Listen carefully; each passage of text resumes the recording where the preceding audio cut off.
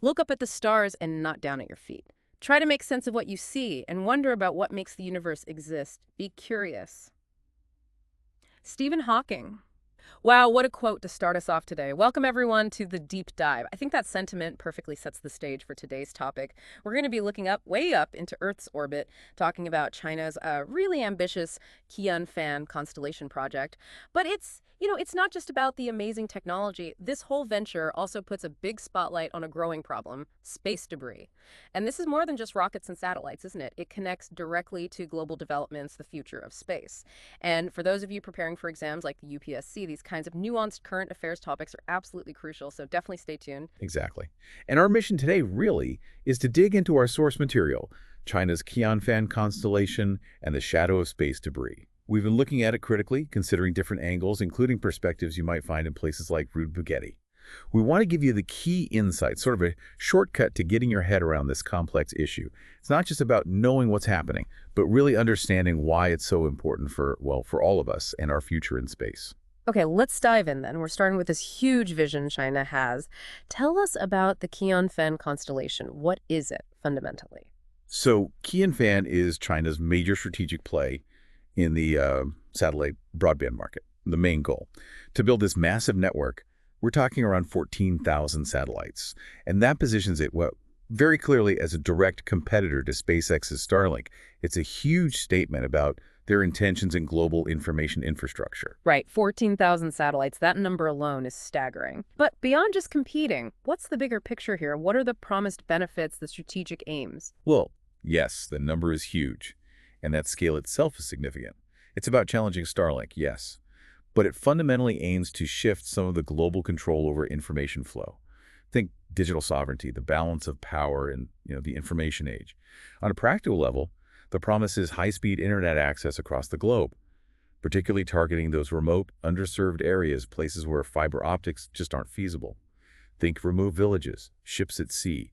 It's pitched as bridging the digital divide, fostering economic growth by connecting the unconnected. And the sources mentioned they've already launched the first batch, right? 18 satellites. What does that initial success tell us? It does. That first launch, deploying 18 satellites successfully, it's a significant proof point. It demonstrates China's technical capability, their prowess, and that their strategic vision isn't just on paper. They can execute. It definitely sends a message to other countries, other companies in this new space race. China is a serious, formidable player in next-gen communications. Okay, so we have this incredible ambition, this vision of connecting the world, but then there's the shadow you mentioned earlier. This is where things get, well, maybe a bit concerning. The launches themselves seem to be creating immediate problems, specifically space debris. That's exactly right.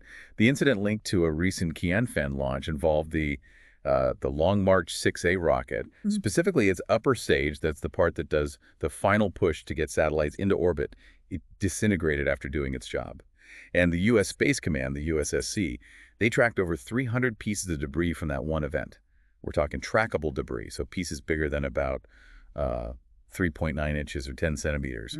And all that junk is now floating around in low Earth orbit. That's the most crowded part of space where the ISS and most satellites live. Wow, over 300 pieces just from one rocket stage breaking up. That sounds potentially dangerous. How risky is even a small piece of debris when it's up there? Extremely risky. These fragments are moving incredibly fast, think speeds over 17,000 miles per hour.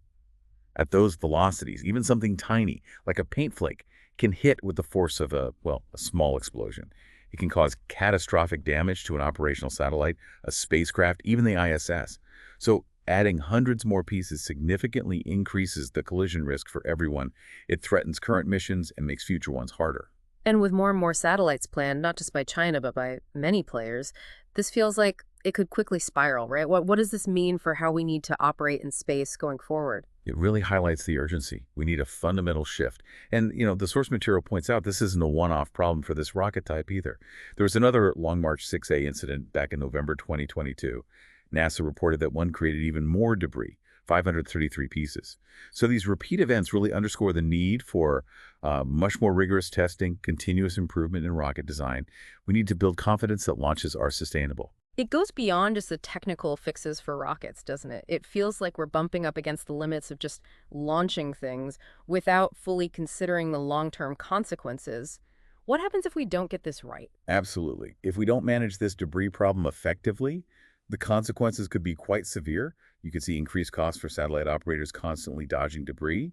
You risk losing critical services like GPS, weather forecasting, communications if key satellites get hit.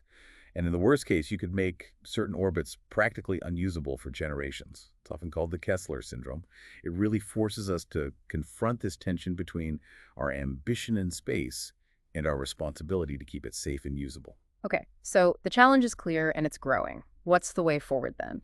The sources we looked at seem to converge on one key idea. Yes, what's interesting is that the very complexity of what we're doing in space now, more actors, more satellites, it basically forces the issue.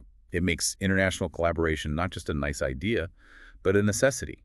No single country, no single company can solve this debris problem on its own. It requires a collective effort. So, when we say international cooperation, what does that actually look like on the ground, or rather in orbit? What practical things can working together achieve? Well, cooperation is key to developing shared standards and best practices. Things like designing rockets and satellites to minimize debris creation in the first place, agreeing on protocols for satellite disposal at the end of their life, promoting sustainable practices generally. And you have bodies like the UN Office for Outer Space Affairs, UNOSA, which are vital platforms for these discussions, for setting guidelines for responsible behavior in space. And beyond just setting rules, are there other big advantages to tackling this together instead of everyone trying to manage their own little patch of sky? Oh, definitely. The synergies are huge. Working together allows for sharing knowledge, sharing resources. We can develop better debris mitigation technologies faster if we pool expertise. And critically, we can build truly global monitoring systems. Imagine a shared network tracking debris, providing collision warnings to all operators, not just the ones with the most sophisticated tracking capabilities. It creates a safer, more predictable environment for everyone. It's essential for preserving space for the long term. Right. So wrapping this up, what we've really explored today is this double-edged sword. On one side, you have China's incredible technological leap with Qianfan, pushing the envelope on global connectivity. And on the other, this stark reminder of the challenges, especially space debris, that come with that ambition. It really underlines why global solutions are so critical. And as we've said, this deep dive really touches on core themes, tech advancement, global infrastructure, international relations, environmental stewardship in space. These are all vital topics for anyone keeping up with current affairs, and especially, as we noted, for UPSC aspirants needing that comprehensive understanding for mains, and even for spotting those tricky connections in prelims. Exactly. And that brings us to a final thought, something for you, the listener, to really mull over. As we stand on the cusp of potentially even greater expansion into space, the big question is this: how can we genuinely strengthen international cooperation to effectively manage this escalating space debris problem and truly secure a sustainable future for space exploration for everyone? That's definitely something to think about.